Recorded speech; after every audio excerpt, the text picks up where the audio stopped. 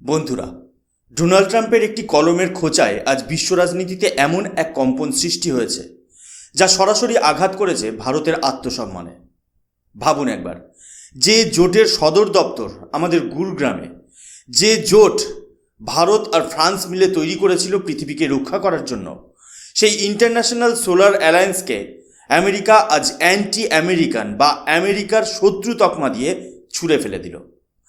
আজ আমরা উন্মোচন করব হোয়াইট হাউসের সেই গোপন নথিপত্র এবং আলোচনা করব কেন ভারত ও আমেরিকার সম্পর্কের মাঝে এক বিশাল দেওয়াল তুলতে চাইছেন ট্রাম্প। জয় হিন্দ বন্ধুরা, আমি সুশোভন আর আপনারা দেখছেন আপনাদের প্রিয় চ্যানেল অদ্ভুত অথচ বাস্তব।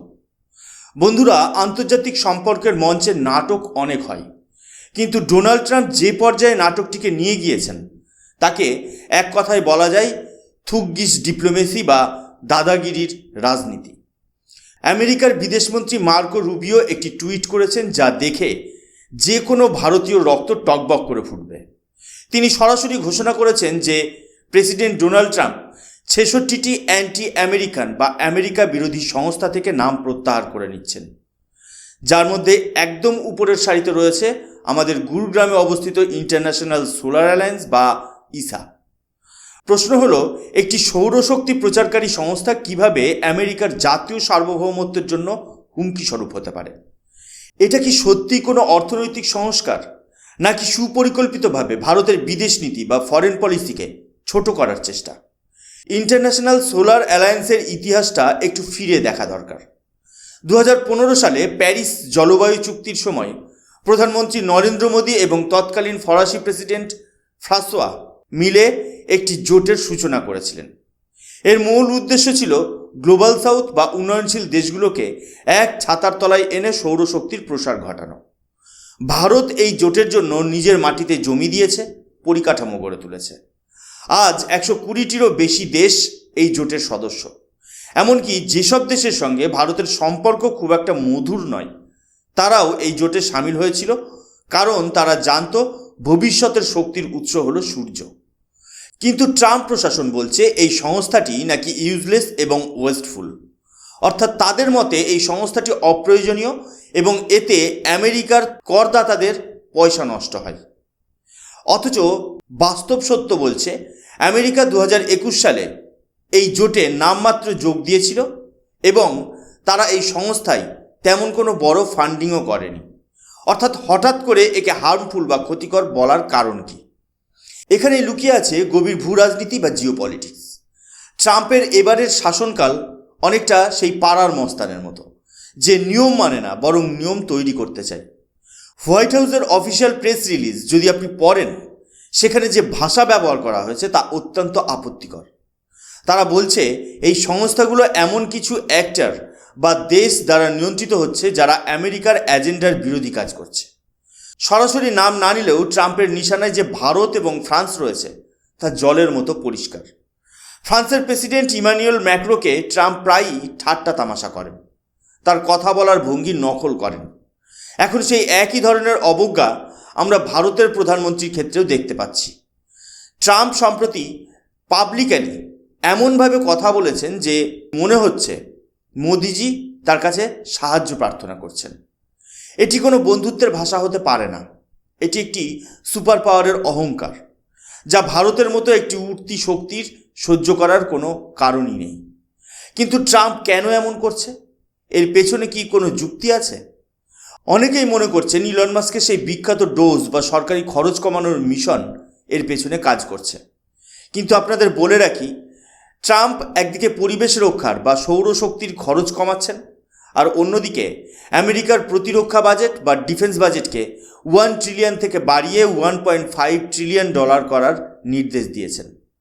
ভারতের মোট প্রতিরক্ষা বাজেট যেখানে মাত্র 80 থেকে 85 বিলিয়ন ডলারের আশপাশে, সেখানে আমেরিকা শুধু বাড়ানোর জন্যই $500 বিলিয়ন অতিরিক্ত খরচ করতে চাইছে। যারা জিজ্ঞেস করেন যে আমেরিকান ডলারের শক্তির উৎস কী, তাদের উত্তর হলো এই $1.5 ট্রিলিয়ন বিশাল সেনাবাহিনী। ট্রাম্প পৃথিবীকে স্পষ্ট বার্তা দিচ্ছেন, তিনি সবুজ পৃথিবীতে বিশ্বাসী নন, তিনি বন্দুকের নলে পৃথিবীকে নিয়ন্ত্রণ করতে চান। ডলারের পেছনে কোনো সোনা বা হিরে নেই, ডলারের পেছনে দাঁড়িয়ে আছে আমেরিকার যুদ্ধবিমান আর রণতরী। এই পরিস্থিতির ফলে ভারতের সামনে এখন বড় প্রশ্ন, আমেরিকার সঙ্গে আমাদের এই তথাকথিত কৌশলগত বন্ধুত্ব বা স্ট্র্যাটেজিক ফ্রেন্ডশিপ কতটা টেকসই। আমেরিকার বড় বড় কর্পোরেশনগুলো যেমন গুগল, মাইক্রোসফট বা ব্ল্যাকরক ভারতে বিনিয়োগ করতে ইচ্ছুক, কারণ তারা জানে ভারত হলো বিশ্বের দ্রুততম বর্ধনশীল অর্থনীতির দেশ। কিন্তু ট্রাম্প সরকার এই ন্যাচারাল বা স্বাভাবিক সম্পর্ককেও বিষিয়ে দিচ্ছেন। ট্রাম্পের নজর এখন ভারতের ওপর থাকা বিশাল ট্যারিফ বা শুল্কের ওপর। তিনি ভারতকে ট্যারিফ কিং বলে ডাকছেন এবং হুমকি দিচ্ছেন 500% ট্যারিফ বসিয়ে দেবেন।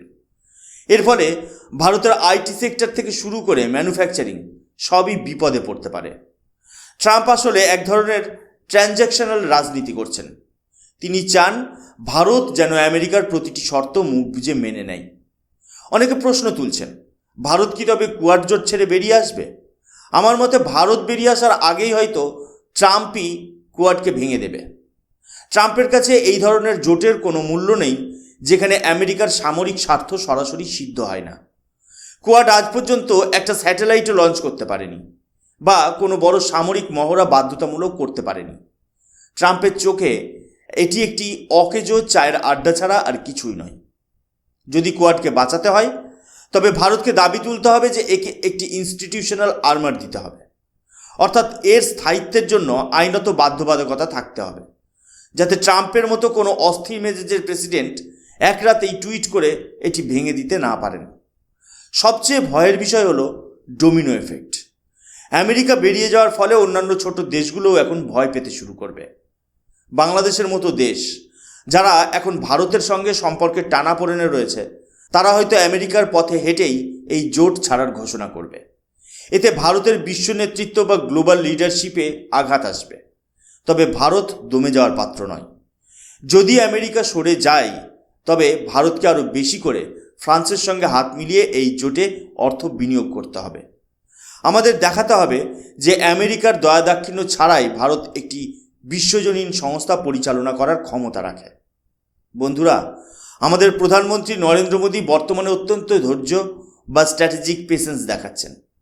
তিনি হয়তো ভাবছেন ট্রাম্পের এই ঝোড়ো মেজাজ কিছুদিন পর শান্ত হবে, কিন্তু ইতিহাস সাক্ষী আছে ট্রাম্প যা বলেন তা করার চেষ্টা করেন। ভারত কতদিন এই অবজ্ঞা সহ্য করবে? আমরা কি তবে রাশিয়ার মতো বিকল্প কোনো বিশ্ব ব্যবস্থার দিকে ঝুঁকব, নাকি ব্রিক্সকে আরও শক্তিশালী করে আমেরিকার একাধিপত্যকে চ্যালেঞ্জ জানাবো? এটি ভারতের জন্য এক কঠিন পরীক্ষার সময়। আমাদের জাতীয় স্বার্থ বা ন্যাশনাল ইন্টারেস্ট সবার আগে। আমেরিকা যদি আমাদের প্রতিষ্ঠানকে অ্যান্টি আমেরিকান বলতে পারে, তবে ভারতেরও ভাবার সময় এসেছে যে আমরা কি এমন কোনো দেশের ওপর অতিরিক্ত নির্ভরশীল হয়ে পড়ছি যারা আমাদের সার্বভৌমত্বকে সম্মান করে না। ট্রাম্পের এই পদক্ষেপ আসলে ভারতের ওপর একটি লিটমাস টেস্ট। তারা দেখতে চায় ভারত কতটা চাপ সহ্য করতে পারে। কিন্তু ট্রাম্পকে মনে রাখতে হবে, ভারত 1954 সালের দেশ নয়। 2026 সালের ভারত নিজের পায়ে দাঁড়াতে জানে। গুরুগ্রামের এই সদর দপ্তর থেকে সূর্যের আলো সারা পৃথিবীতে ছড়াবেই, হোয়াইট হাউস সেখানে ছায়া ফেলুক বা না ফেলুক। ভারতের বিদেশ নীতি এখন বহুমুখী বা মাল্টি অ্যালাইন্ড। আমরা যেমন আমেরিকার বন্ধু হতে চাই, তেমনি আমাদের আত্মসম্মানে আঘাত লাগলে আমরা বিকল্প পথ বেছে নিতেও দ্বিধাবোধ করি না। ট্রাম্পের এই উস্কানি হয়তো ভারতের জন্য এক আশীর্বাদ হয়ে দেখা দেবে, যা আমাদের নিজেদের শক্তির উপর আরও বেশি নির্ভরশীল হতে শেখাবে। শেষ পর্যন্ত একটা কথাই বলবো, আমেরিকা আসুক বা না আসুক, সূর্য প্রতিদিন উদিত হবে, আর ভারত সেই সূর্যের শক্তিকে কাজে লাগিয়ে বিশ্বমঞ্চে নিজের জায়গা ধরে রাখবে। ট্রাম্প প্রশাসন যদি মনে করে তারা ভারতকে কোণঠাসা করবে, তবে তারা বড় ভুল করছে। কারণ আমেরিকার কোম্পানিগুলো কিন্তু ভারতকেই তাদের পরবর্তী গন্তব্য হিসেবে বেছে নিয়েছে। সরকার বদলায়, মেজাজ বদলায়, কিন্তু অর্থনীতি আর ভূ রাজনীতির ধ্রুব সত্য বদলায় না। ভারত এগিয়ে যাচ্ছে আর ভারত এগিয়ে যাবেই।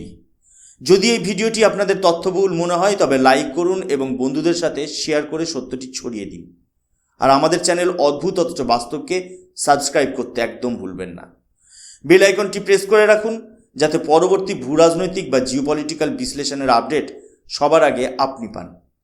দেখা হবে পরবর্তী ভিডিওতে। ততক্ষণ পর্যন্ত জয় হিন্দ, বন্দে মাতরম, ভারত মাতা কি জয়।